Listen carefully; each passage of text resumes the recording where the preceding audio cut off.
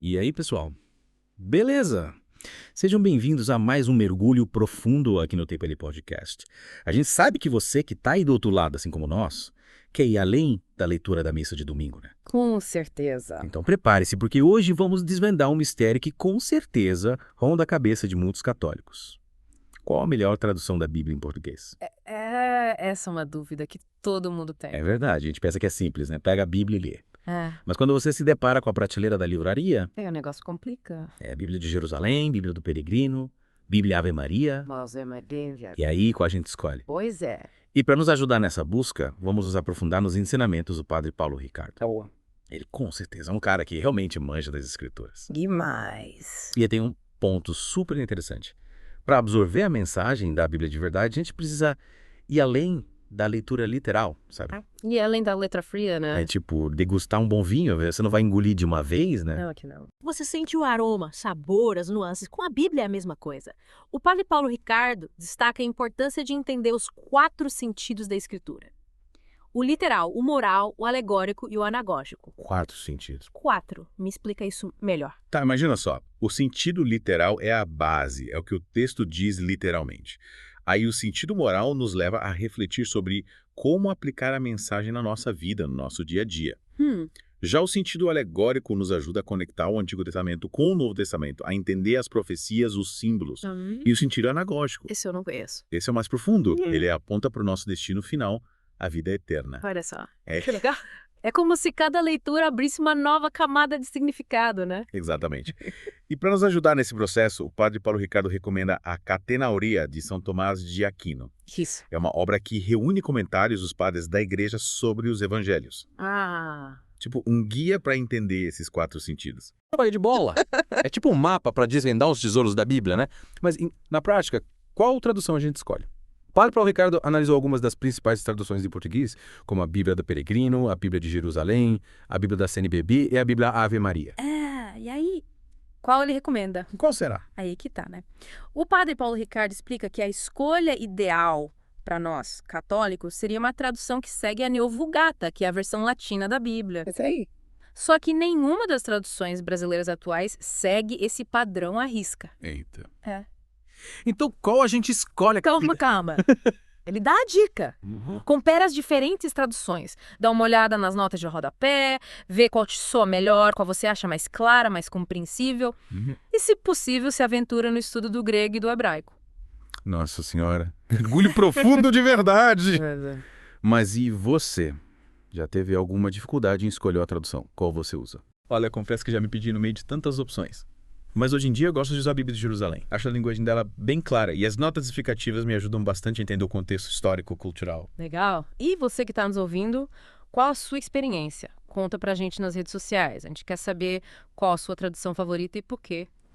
E falando em desafios, o padre Paulo Ricardo aborda uma questão que muita gente levanta, a da igreja primitiva. Tem gente que diz que a igreja dos primeiros séculos não era católica. Ah! Sério? Mas como assim? A galera usa esse argumento para questionar a autoridade da Igreja Católica. Mas o padre Paulo Ricardo desmonta essa teoria com a base nos escritos dos padres da igreja, como Santo Inácio de Antioquia. Ele, lá no século I, já mostrava uma estrutura, uma hierarquia bem parecidas com a Igreja Católica de hoje. Caramba. Então quer dizer que a igreja sempre foi católica? Exatamente. É como o padre Paulo Ricardo brinca. Se anda como pato, nada como pato e faz cué como pato, provavelmente é um pato. A identidade católica da igreja primitiva é inegável. Essa analogia do pato é genial. Me convenceu. Mas, e aí, falando em história, o padre Paulo Ricardo também explica sobre a tradução da Vulgata, feita por São Jerônimo, né? Sim? Muita gente pensa que São Jerônimo traduziu a Bíblia inteira para o latim. Mas ele, na verdade, revisou e refinou uma tradução latina que já existia. E o padre Paulo Ricardo destaca um ponto importante. As traduções modernas que a gente usa hoje se baseiam nos textos originais, em grego e hebraico. Isso. Interessante. Quer dizer que, para ter uma tradução fiel da Vulgata, precisaria de um expert em latim, né? Exatamente. É um trabalho de especialista. Caramba, quem diria que a história da Bíblia e das suas traduções seria tão complexa e fascinante, né? Pois é. Um convite para a gente se aprofundar na nossa tradição, conhecer melhor as escrituras. E a nossa conversa continua. Fiquem ligados para a segunda parte do nosso mergulho profundo aqui no TBT Podcast. E cá estamos de volta para a segunda parte do nosso mergulho nas traduções da Bíblia aqui no TBT Podcast. Isso aí. E a gente continue desvendando esse universo com a ajuda do padre Paulo Ricardo. Sabe, ouvindo ele falar, me lembrei de uma coisa. Os evangelhos apócrifos. Lembra que a gente comentou sobre eles na outra parte? Ah, sim. Aqueles textos que ficaram de fora da Bíblia. Tipo o Evangelho de Maria Madalena. Esses mesmos. Me explica de novo por que eles não entraram na Bíblia. Então, Padre Paulo Ricardo explica que esses evangelhos surgiram bem depois dos evangelhos que a gente conhece. Os que a igreja reconhece como inspirados por Deus. Ele até comenta que, de acordo com as pesquisas, a igreja foi muito sábia ao escolher os evangelhos que compõem a Bíblia. Os textos apócrifos, muitas vezes, são fantasiosos. Não têm a mesma base histórica e teológica. Entendi. É como se fossem fanfics da Bíblia, né? Histórias inventadas pelos fãs, mas que não fazem parte da história original. É uma boa analogia. E por falar em história original, não podemos esquecer da importância da Vulgata, né? A gente já falou um pouco sobre ela, mas vale a pena reforçar. Verdade.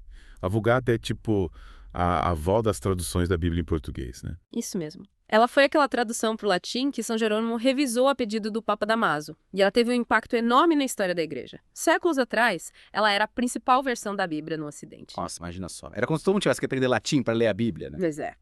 Mas hoje em dia, graças a Deus, temos a Bíblia traduzida para várias línguas, inclusive o português. Mas aí vem a pergunta de $1 milhão. Como escolher a tradução mais adequada para a gente ler e estudar a Bíblia? É verdade. Com tantas opções, fica difícil saber qual escolher. Mas o Padre Paulo Ricardo nos dá algumas dicas valiosas, né? Sim. Ele sugere que a gente compare diferentes traduções. Dê uma olhada nas notas de rodapé, pesquise sobre a equipe de tradução. E, claro, peça orientação para a igreja. Buscar a orientação da igreja é fundamental, né? Afinal, a igreja é a guardiã da palavra de Deus. Ela pode nos guiar na leitura, na interpretação das Escrituras. Com certeza. E não podemos esquecer da oração. Antes de abrir a Bíblia, é essencial pedir a luz do Espírito Santo. Só ele pode nos iluminar, nos ajudar a entender a mensagem divina. Afinal, ler a Bíblia não é só um exercício intelectual, é um encontro pessoal com Deus. É verdade, é um encontro que nos transforma, que nos desafia, que nos consola e nos enche de esperança. A Bíblia é um presente que a igreja nos dá, um tesouro que a gente precisa valorizar. E essa busca pela tradução ideal faz parte dessa aventura, né? É um processo que exige cuidado, discernimento. E, acima de tudo, um coração aberto à palavra de Deus. E falando em coração aberto, queremos ouvir você. Conta pra gente qual a sua tradução favorita da Bíblia e o que te leva a escolhê-la. Vamos continuar essa conversa nas nossas redes sociais. E não perca a parte final do nosso mergulho profundo aqui no TBT Podcast. A gente vai recapitular os pontos principais e te deixar com uma pergunta para você refletir. Até já. Chegamos à parte final do nosso mergulho profundo nas traduções da Bíblia aqui no TBT Podcast. Nossa, quanta coisa a gente descobriu, hein? É verdade. Parece que abrimos um baú cheio de tesouros, né? A gente explorou os desafios de encontrar uma boa tradução em português, a importância de, além do sentido literal, o papel da igreja na formação da Bíblia e até a história da Vulgata. Ufa! É tanta informação que a minha cabeça está explodindo. Mas sabe o que mais me marcou? A ênfase do Padre Paulo Ricardo na importância de lermos a Bíblia com a igreja. Afinal, as escrituras não surgiram do nada, né? Elas foram transmitidas, interpretadas dentro da tradição da igreja desde o comecinho. É isso aí. É como se a igreja fosse a mãe da Bíblia, sabe? Ela nos ajuda a entender o verdadeiro sentido da palavra de Deus. E essa leitura com a igreja nos leva a uma transformação interior. Mas isso exige estudo, oração e abertura ao Espírito Santo. E existe também humildade, né? Reconhecer que a gente não sabe tudo e precisa da orientação da igreja. Afinal, ela tem uma sabedoria acumulada ao longo de séculos. É como se a igreja fosse um GPS espiritual, né? Ela nos guia no caminho certo, sem nos deixar perder no meio de tantas interpretações diferentes. Perfeito. E por falar em caminho, chegamos àquela pergunta que eu deixei no ar para os nossos ouvintes. Como a gente pode, como católicos, aprofundar a nossa compreensão da Bíblia e torná-la mais presente na nossa vida? É isso aí. Depois de tudo que a gente conversou, essa pergunta fica ecoando na nossa mente. E aí, pessoal? O que vocês têm feito para se aproximar da palavra de Deus? Compartilhem suas respostas, suas experiências, suas dicas de leitura com a gente nas redes sociais e continuem acompanhando o TBT Podcast para mais mergulhos profundos na fé católica. Até a próxima. Valeu, pessoal. Fiquem com Deus.